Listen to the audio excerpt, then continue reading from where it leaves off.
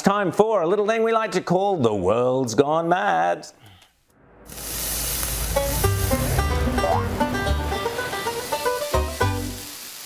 All right, folks, buckle up, because today we're diving into a treasure trove of leftist meltdowns, woke insanity, and pure unhinged chaos. This is a circus you don't want to miss. Let's break it down and react to the madness. Well, here's a nice young lady who is struggling to cope in a world run by Donald Trump and Elon Musk. I don't give a f***. Just kill him! You have to! I'm not asking! Wait, did she just say kill him?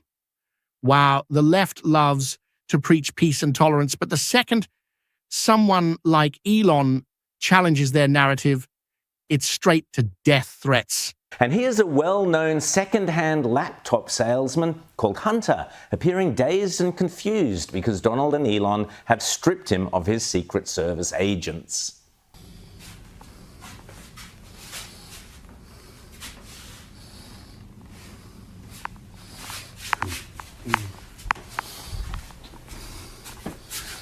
Wow. Ooh.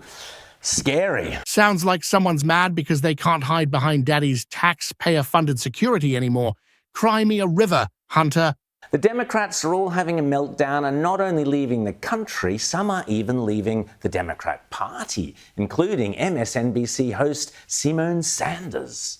So, there's actually little that the Senate minority leader can say and the 10 Democrats that voted with the Republicans can say to appease somebody like me. I'm about to change my registration to independent.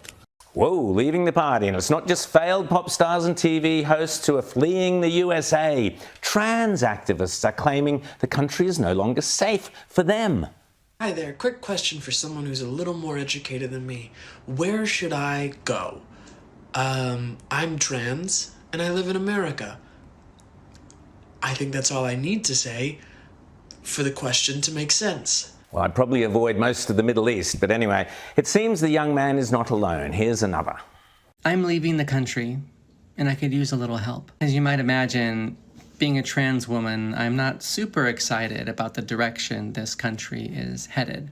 Got that? Of course, the classic I'm leaving the country threat. Where are you going to go, buddies? Look, if you're not happy here, that's fine, but don't let the door hit you on the way out. Meanwhile, the rest of us will be here, enjoying the freedoms you clearly take for granted. Here's one who identifies as turtle gender and uses they, them, and turtle pronouns. Hello, everybody. It's JD, turtle and pronouns. Pronouns are turtle and they, them. Hello, everybody. It's JD. I use they, them, or turtle for pronouns. Hello, everybody. It's JD, they, them, and turtle for pronouns. Of course you're a turtle, young lady, so maybe you could pull your head in. Turtle pronouns. Turtle pronouns. Folks, we can't make this up. This is the world the left wants, where biology doesn't matter and you can just identify as whatever you want, but hey, at least JD's consistent. Turtles are known for pulling their heads in when things get tough. Maybe JD should take a cue from that. Meanwhile, here's how one TDS sufferer, the new Canadian PM, copes with just the mere mention of having to talk to Donald Trump. I think, let me say a few things. The first is that the President of the United States, the Prime Minister of Canada, but certainly the President of the United States has many responsibilities, and there are many issues. I can think of many geostrategic issues that the President is helping to lead on. And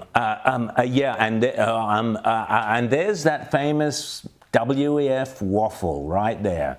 Good luck, Canada. Finally, one can't help but feel a twinge of pity for this sad and elderly couple eking out their final years in a Democrat twilight nursing home as hubby watches on with dismay, unable to do anything to help his crazed wife as she babbles on aimlessly about the failed fantasies of her youth. And these people will stop at nothing. And yes, the Russians helped them last time. The Russians are helping them now. And you cover the White House, you know that the White House has said, don't brief the Congress. Don't even tell them in classified settings what the Russians are doing this time. You got to feel sorry for Bill there. Yes, it truly is a world gone mad. And the mystery may have been solved. Who was the member of the media who hit Donald Trump in the face with a mic?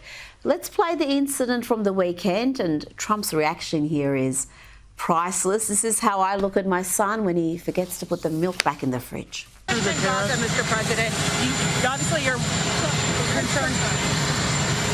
you're concerned about the situation in Gaza. Now, everyone assumed that was an accident, a clumsy member of the media embarrassing themselves, but what if it was a little bit more sinister than that? What if it was some TDS-afflicted lefty? But at least we can exonerate this dude. He clearly had nothing to do with it whatsoever. God, I do love the memes at the moment. People are doing some very good work. Now let's hear from this non-binary personal trainer who thinks having a gym for just women is sexist, dangerous, not safe for women. What? So I keep seeing stories about this new women's gym that's for biological women, but no trans women, right? And I just can't help but think this isn't a safe space for women, not for cis women or any women, because if trans women are very explicitly excluded, then that means any woman who doesn't perform femininity the way that the woman that owns the gym thinks they should is they're going to be like, oh, you've got too much muscle, you're not a real woman. Oh, you're a bit hairy, you're not a real woman. Oh, you're a bit tall, you're not a real woman. No. More like, oh, you've got XY chromosomes, you're not a real woman. Biological reality doesn't care about your feelings or your delusions. Brace yourselves, I have an all-time great Lefties Losing It clip coming up shortly. But first, we've seen actor and Lefty Losing It regular Alec Baldwin have multiple Trump-induced meltdowns. We've mocked his antics repeatedly on this segment. But even I felt a little bit sorry for him watching this next clip. Watch how this lefty wife, Hilaria, who identifies as Latin, but she's actually not Latin, listen to how she speaks to Alec, her husband. This is rough, folks. It's going to be great. You're a winner. Oh my God, when I'm talking, you're not talking. Sorry. No, when I'm talking, you're not talking. This is why, yes, we'll have to just cut him out of the show. It's going to be great. You're a winner. Oh my God, when I'm talking, you're not talking. Sorry. No, when I'm talking, you're not talking. Oh, look at that look to camera. It looks a little bit haunted. If that's how she talks to him on the red carpet in front of the media, imagine what's happening behind closed doors. No wonder he's losing it on a regular basis. Now to geriatric Democrat Chuck Schumer, who appeared on The View, where his levels of lefty lunacy intensified further to a point where he mocked those who want to keep more of the money they've earned. He mocked those who want to see a reduction in taxes and red tape. And you know what their attitude is? I made my money all by myself. How dare your government take my money from me? I don't want to pay taxes. Or I built my company with my bare hands. How dare your government tell me how I should treat my customers, the land and water that I own, or my employees? They hate government. Government's a barrier to people, a barrier to stop them from doing things. They want to destroy it. We are not letting them do it, and we're united. They think they own you. They think you wanting to keep more of your own money is somehow selfish, but they taking a chunk of your wages to waste on LGBTQ activism is, righteous. Gosh. Now, this may be the cringiest clip of the week. Watch this man, and I use the word man loosely here. This lefty thought it was a good idea to film this and post it online. I've got to say, bless these clowns, because if they didn't do this, if they didn't volunteer this content, this segment wouldn't exist.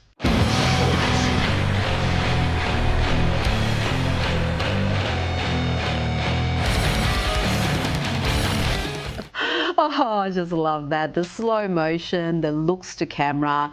I'm sure that clip is going to terrify MAGA types everywhere. Now to more toxic masculinity, this time from MSNBC anchor Lawrence O'Donnell, who goes on a frankly ludicrous and xenophobic rant about Elon Musk. The bigotry here is eye-opening. Elon Musk does not understand the country where he now lives. Elon Musk would fail by a wide margin a high school AP American history test. He grew up in white South Africa, going to a segregated elementary school and high school where he learned nothing about American history, American law, American free enterprise. Elon Musk is such a bad salesman. Yeah, the world's richest man, a genius who just engineered the return of stranded astronauts from space, is just a dummy who doesn't even understand business. Well done, Lawrence. Just brilliant analysis there from you, you know. Now let's check in with the worst vice presidential candidate we have seen, the uniquely awful Tim Walz, Tampon Tim. Remember him? He had all sorts of delusions of being vice president. Now he has delusions of being a presidential candidate, and he thinks he's a tough guy. Here he responds to media pundits who mocked his lack of masculinity. How do you fight it? This I think I could kick most of their ass. I do think that if they want to do it. I know I can outrun them, but I don't know if we're going to fall into that place where we want to. Okay, we challenge you to a WWE fight here type of thing. Tim Walz, the human embodiment of a participation trophy. I could kick most of their ass. Sure, Tim. This is the same guy who thought tampons were the key to winning elections. Newsflash, buddy. Masculinity isn't about threatening WWE fights on TV. It's about actually having a spine, which you clearly lost somewhere between your tampon ads and your delusions of grandeur.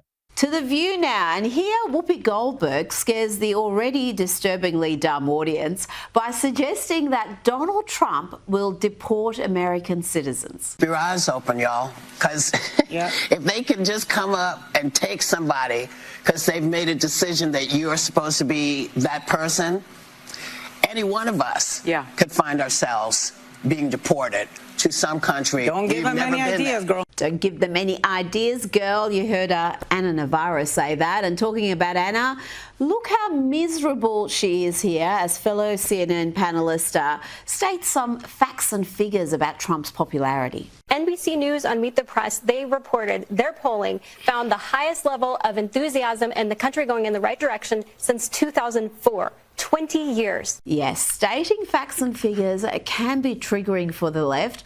Now to lefty Jon Stewart. Here's some wise words of advice for the Democrats whose approval rating has plummeted to under 30%. You're at 27%. Your approval is only 7 points above where it turns red and goes into low power mode. Yep, things must be grim if even Jon Stewart is mocking the Democrats. Maybe you're not a numbers learner. Maybe a visual demonstration of where you're here. Let me meet you where you live. All right, here we go. This is not. I'm going to do this. This is 48% approval. This is them. This is you. This is you. 27%. This is them. Oh, I see. They're much higher. Yes, they're much higher. Well, there you have it. Another day, another dose of leftist lunacy. From death threats to turtle pronouns, it's clear the woke mob is running out of ideas. But hey, at least they're keeping us entertained. Don't forget to like, share, and subscribe for more breakdowns of the left's greatest hits. Thanks for watching. See you next time.